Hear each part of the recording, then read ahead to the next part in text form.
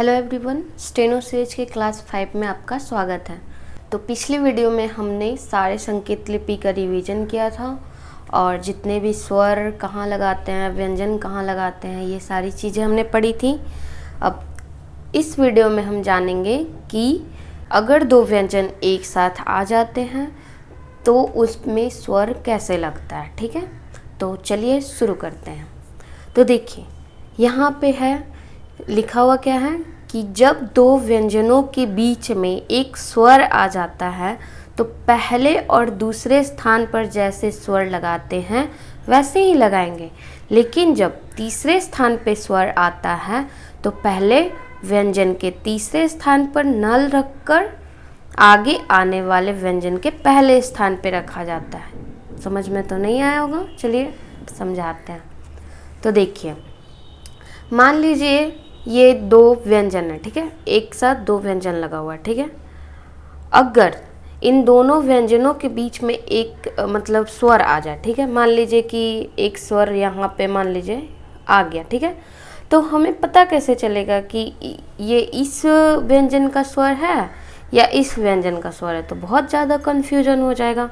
तो इसके लिए एक ट्रिक निकाला गया है कि जैसे देखिए, अगर यहाँ पे हम लोग 1 2 3 ये थर्ड नंबर का होता है, तो यहाँ पे इसका स्वर ना लगाकर दूसरे व्यंजन के पहले तीसरे स्थान पे लगा जाता है। मतलब ये पहला है ना, तो आगे तीसरे स्थान पे, यानी कि पहला दूसरा ये तीसरे यहाँ लग जाता है। तो यहाँ पे मान लीजिए कि यहाँ पे है, जैसे देखिए यहाँ पे 1 2 3, अगर यहाँ पे हमें व्यंजन लगाना है तो यहाँ ना लगा के हम लोग दूसरे व्यंजन के पहले तीसरे स्थान पे लगाया जाएगा। ठीक है, ठीक है ना, व्यंजन के पहले तीसरे स्थान पे लगाया जाएगा। जैसे देखिए यहाँ हमको रूप लिखना है, ठीक है, रूप।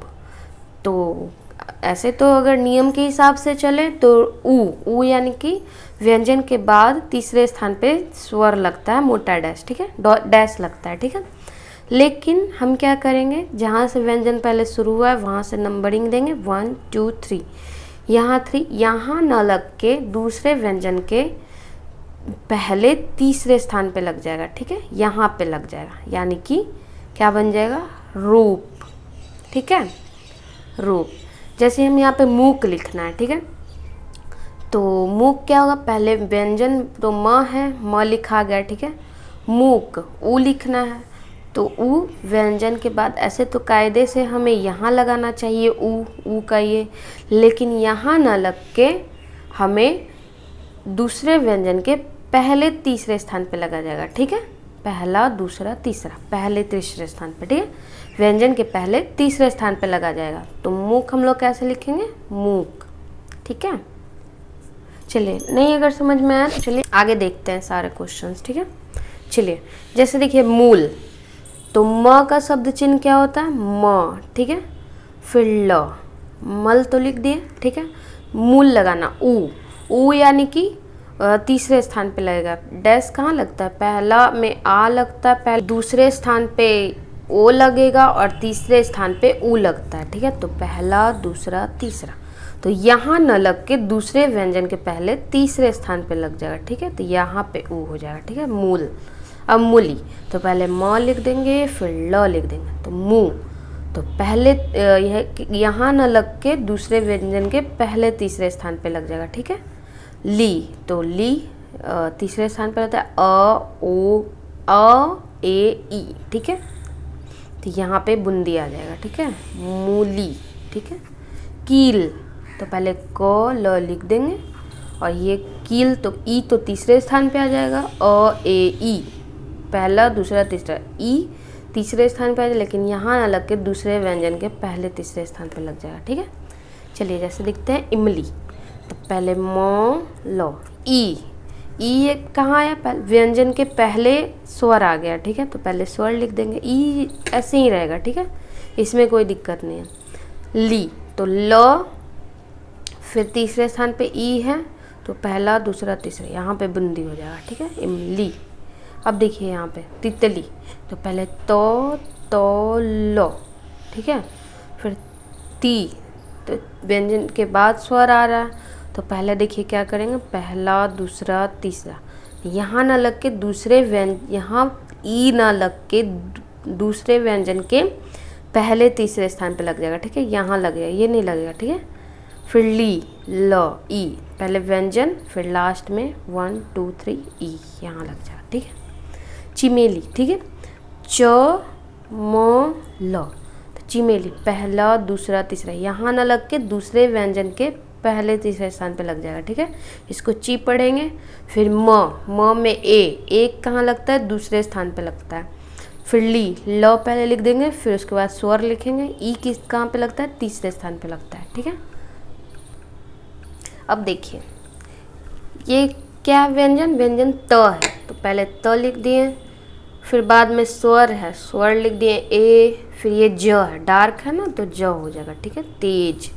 अब देखिए ये डार्क है तो द कहलाएगा, ये फिर क्या, ये देखिए यहाँ पे, देखिए यहाँ पे दूसरे व्यंजन के पहले तीसरे स्थान पे, यानी कि ये इसका स्वर है, ठीक है, तो ई मत, ये तीसरे स्थान पे यानी कि ई हो जाएगा, तो दीप, दी, आई ट, ठीक है, ट, डीट, ठीक है। अब देखिए ये द है, फिर दूसरे व्यंजन के पहले तीसरे स्थान पे यानी कि इसका स्वर है ये, तो तीसरे स्थान पे है तो क्या हो जाएगा, ई, फिर प, दीप, ठीक है। अब देखिए यहाँ पे द है, त है, ठीक है, हल्का है तो त हो गया।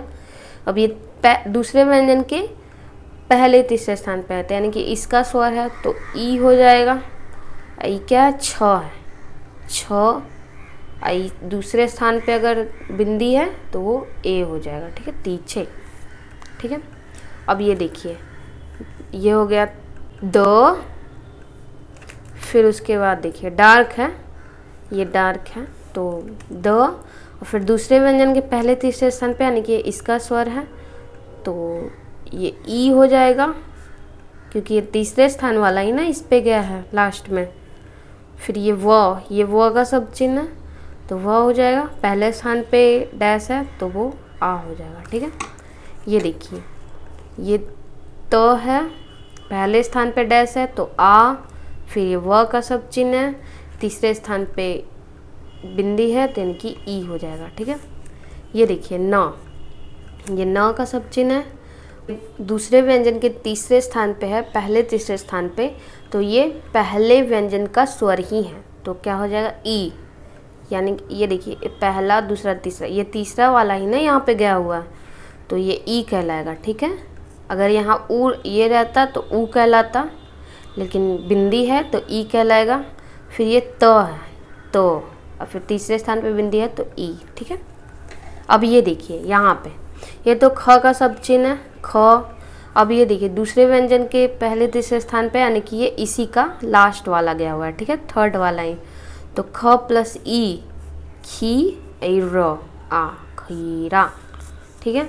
अब ये देखिए ज है, दूसरे व्यंजन पे है, दूसरे व्यंजन पे है तीसरे स्थान पर, पहले तीसरे स्थान पर, ठीक है, तो यानी कि इसी का फर्स्ट सेकंड थर्ड वाला गया हुआ है तो थर्ड में क्या हो जाएगा, ई, बिंदी है तो अगर डैश रहता तो ऊ होता, ठीक है।